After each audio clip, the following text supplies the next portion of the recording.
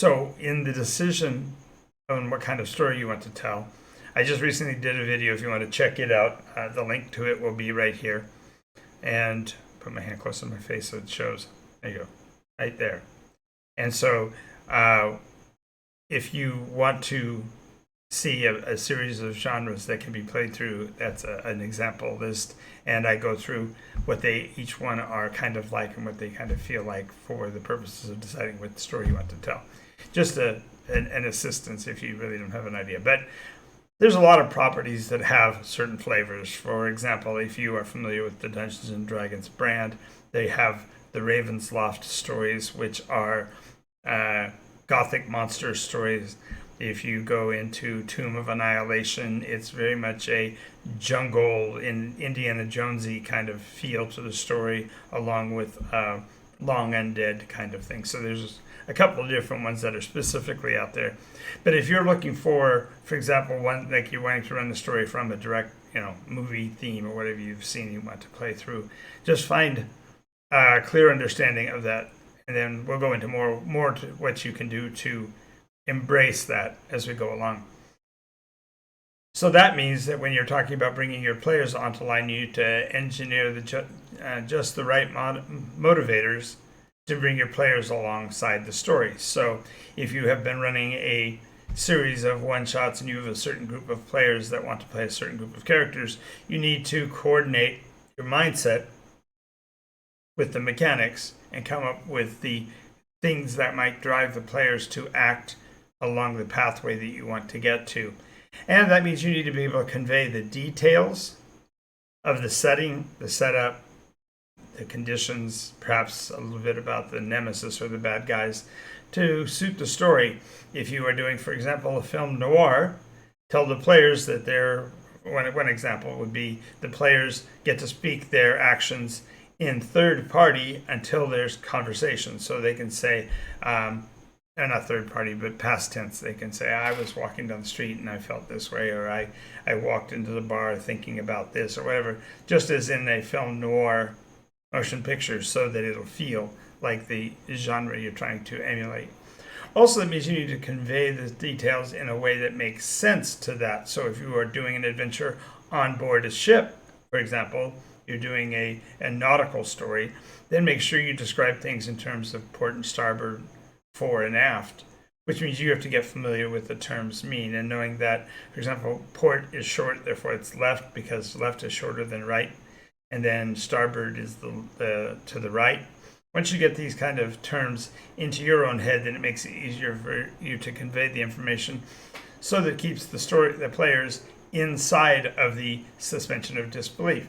Now, many people don't even think about it, but a suspension of disbelief is that elemental positioning that a player has to be in to play a role-play game. He has to be able to say, okay, I recognize that what is going on around me in descriptive terms applies to me as if I was in the story, and therefore acts accordingly as a being in that story. And this credible sense of suspension of disbelief is far easier to accomplish when the terms and the words and the information you're providing fits with that theme. So if you tell somebody that the sound is coming from abaft, knowing that means to the rear of the ship, they can ask questions like, well, which direction am I facing? Is that to my left, right, or whatever? But you need to know where you are so that the conviction and the expression matches the actual scene to keep them in that suspension of disbelief. When you switch out and start using north and south on board a vessel that's moving, it's kind of like impossible and unhelpful. So it's far easier to keep them in the story, keep them excited about where you are when you are holding the words and matching the scene. That also means that your narrative, your description, utilizing terms that apply. So if they are wanting to overhear something, you would say that they're trying to gather scuttlebutt, because that's what would be a proper term in the case of a naval adventure, for example. If they're in a woodland setting or they're in a farm town setting, then perhaps wool gathering matters is more appropriate. But knowing having a good idea of what kind of words and vocabulary you should be using inside of your story shows that you've done a little bit of homework and it lets your players stay a part of it. And that means beyond just the attempt to maintain the ambiance, that you're actually using terms that support the genre. So, it was a dark and stormy night is a cliched entrance to a horror film, or a dark, nighttime setting, kind of a mystery feel to it. And developing the terminology allows the players to feel their way around within the world. And perhaps they won't, they may not know the terms and need you to help them learn how to use them, but it gives you a basis for maintaining that SOD. Now, it's also critically important that your adventure maintains the tempo and intensity in keeping with the genre. For example, if you are doing a tropic vampire or werewolf classic monster story and you're going to be using perhaps the D&D Ravensloft setting or whatever, then it should be dark and brooding, and the tempo should be dependent upon where in this scene and what part of day, because of course things get to be more tense as you approach the witching hour, the deepest part of the night, and therefore have the story and the intensity, the flashes of lightning, the rumble of thunder, the weird creaking on the stairs, should all be in keeping with the genre and also with the pacing that you want within the game. One of the biggest challenges, of course, with that is that the mechanisms in your game might not match that really well. And so again, I'll refer you back to the NycosRPG. There's a video here. I'll put this up here. Number two. Wrong number two. Two. No, I'm not saying loser. I'm just trying to get my hand inside the... Here we go. Two. The video here will give you some information on how to maintain pacing and does a quick comparison between the standard RPG and NycosRPG to show how you can actually control tempo much better under the system I devised.